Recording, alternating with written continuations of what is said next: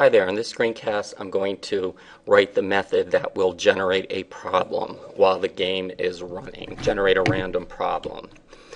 Okay, the first thing I want to do when I'm about to generate a problem is I want to make sure, if they aren't visible already, that the text box and the label that contain the question and where the user inputs their answer are visible. So I'm going to say text user answer dot visible equals true. Now it's possible they may already have been visible when the user clicked begin, but just to make sure, adding these two lines will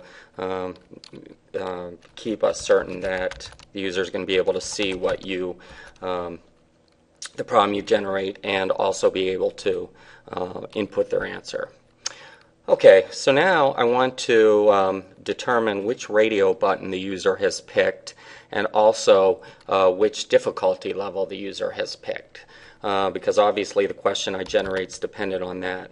So I'm going to say if RAD addition dot checked, okay, that checks to see if the check property of addition is set to being true or false. If it's true, the little dot is in the circle with addition, and that's what the user chose. So if that is checked, I'm going to say op chosen equals addition. So op chosen is my string variable that keeps track of which operation the user picked. So it's a little bit like our tic-tac-toe game. Our calculator program. So then I'm going to say if RAD multiplication dot checked, then what? Op chosen equals multiplication,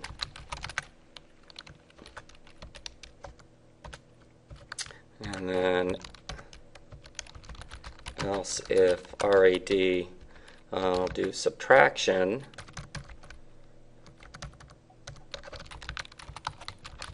dot checked,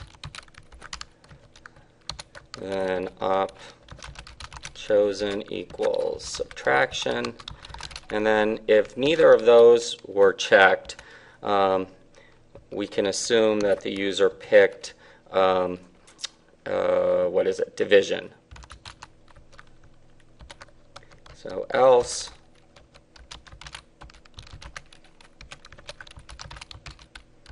division.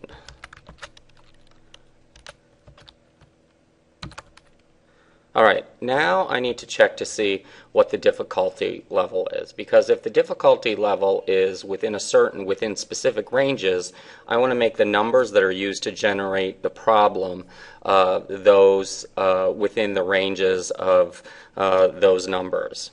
So I have two variables, and I can't remember if in an earlier screencast, if I had you define them or not, but in case I didn't, I want you to go up and define where you are declaring the int variables. I also want you to declare a max num and a min num value.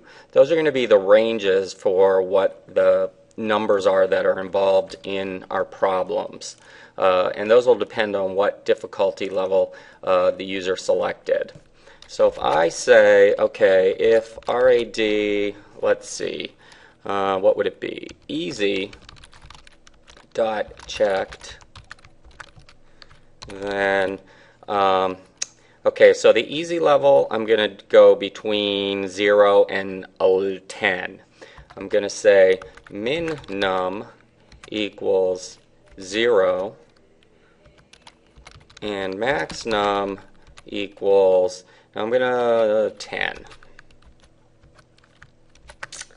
Okay, then I'm going to say else if, let's see, RAD medium dot checked, then what? Min num equals, let's go maybe between let's say 5 and 15. And max num equals 15. And then else if, and then if it's not one of those three, it must be the last one. So I'm going to say, which would be the difficult. So I'm going to say min num, let's go between 10 and 20. And then max num equals 20. All right, there's one other thing I want to do in that little if statement, and that is to assign a value to the string variable difficulty level, so that your program can keep track of which radio button was clicked, and it doesn't have to constantly refer to the radio buttons. So let's see, where was I? Oops, all the way at the top, I guess. All right, so there we go. I'm going to say difficulty level equals easy, and then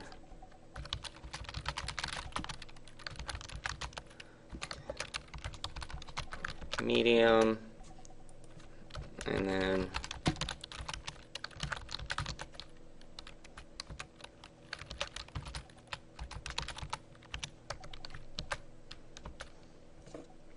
okay, that should do it. All right, so now I'm ready to actually generate my random problem. So I should have already declared a random variable called generator up under the class statement.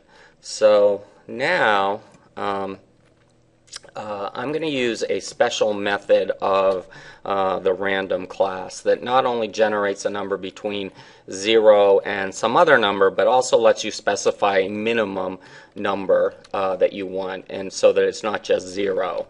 So I'm going to say generator equals what? New random. So that actually does what we call instantiating a new variable, the variable generator. Up above we just declared it. We haven't given it a value yet. In this statement we give it a value. And then I'm going to say num1 equals generator dot next. Okay, and then I put min num and then max num what? Plus 1. Because remember, the second number is always has to be one bigger than the number you actually want. And then I'm going to say num2 equals generator dot next min num max num plus 1. Okay, and now let me say, okay, if difficulty level equals easy, or I'm sorry, not difficulty level, if op chosen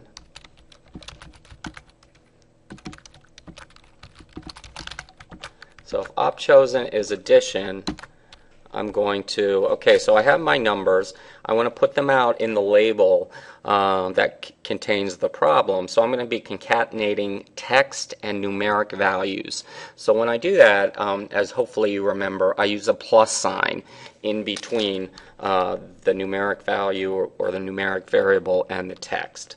So if addition is chosen, I'm going to say lbl problem.text equals, and then I want to do, let's see, num1 plus, okay, and then a plus sign, and then plus, and then num2, and then just to be, let's say, equals, and then a question mark. All right. Okay, so that's the addition one. Oh, and also while I'm generating the number, let me also generate and save what the correct answer to the problem is. If I haven't had you do it already, why don't we declare an int variable that's called correct answer. So go back up to the class underneath the class statement at the top of the screen and declare a variable called correct answer. That's an int value. And also declare a variable, if I haven't had you do it already, that's called user answer. And notice, by the way, the nice camel case pattern here. No spaces. Each successive word in the variable name is capitalized. Okay, so where was I? Oh, I was down here. So let me say correct answer equals, and then what would the correct answer be? It would be num1 plus num2. All right. So now, what do I need to do? I need to do them for the other three operations. So this time, let me actually do it the smart way by copying and pasting, not retyping everything.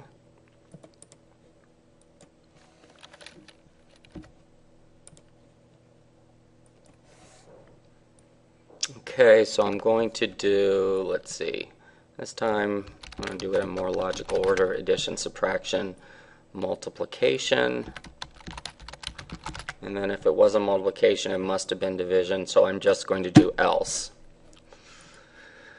Okay, so what's going to vary each time? So for subtraction, my correct answer is going to be minus. For multiplication, it's going to be times, and for division, it's going to be the division sign. Now, the division is going to be a little bit unique, and I'll get to that in a second as soon as I correct one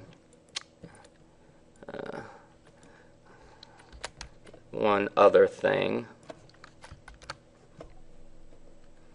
And this would be divide. Okay, so notice in these assignment statements where I give values to, or I put out the number in the label, I have plus signs in the first two different kinds of plus signs. The ones that are in black means concatenate or join whatever number is stored in num1, then write a plus sign, then write whatever number is stored in num2. Can be converted to a string, and then an equals, and then a question mark. So those pluses that are black are different from the plus that's in quotation marks, which is a string literal value, which actually is going to be something that's displayed in the label.